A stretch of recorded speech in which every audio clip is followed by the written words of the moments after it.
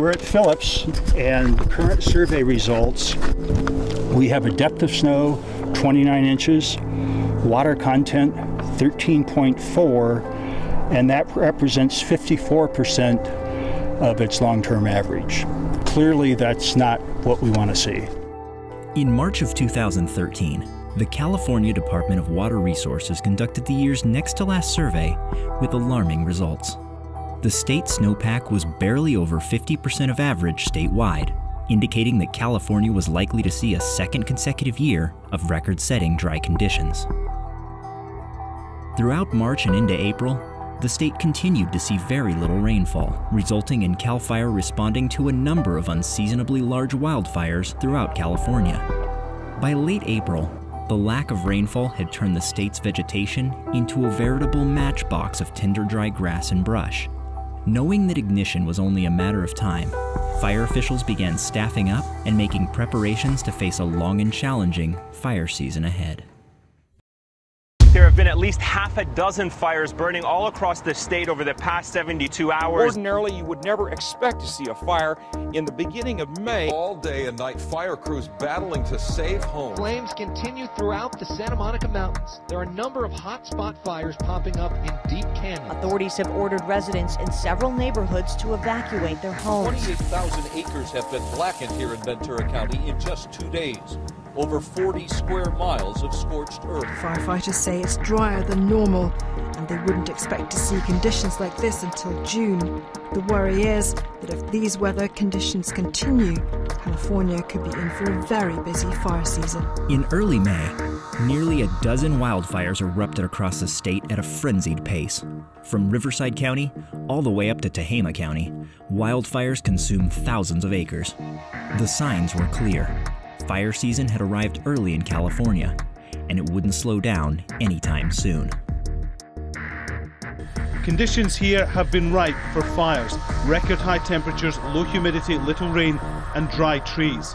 This is a wake-up call for everybody in California to be prepared. As CAL FIRE officials gathered for the annual Wildfire Awareness Week kickoff event in Sacramento on May 5th, fire season had already been officially declared across the state, something that hadn't occurred so early in the year since the 1970s. Well, we're here to kick off Fire Awareness Week, get ready for the fire season. It's already here.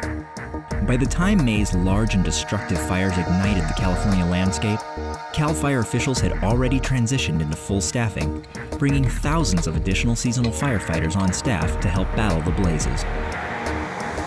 CAL FIRE had also strategically positioned aircraft and other key firefighting resources in April in anticipation of the year's early fire activity. You guys are already in position much sooner now than you normally are. Yes, we're moving aircraft and resources and opening fire stations around Northern California well ahead of schedule. With firefighters and trained inmate fire crews on the ground to fight the fires, aircraft in the sky to slow down the flames, and dozers cutting vital fire breaks in the landscape, CAL FIRE was positioned to aggressively keep the flames at bay. As May came to a close and the blazing California summer months approached, the fire activity throughout the state only intensified. From the Karstens fire in Mariposa County, to the Mountain Fire in Riverside County, to dozens of lightning-sparked fires throughout Northern California, tens of thousands of acres were scorched, stretching CAL FIRE's resources across the Golden State.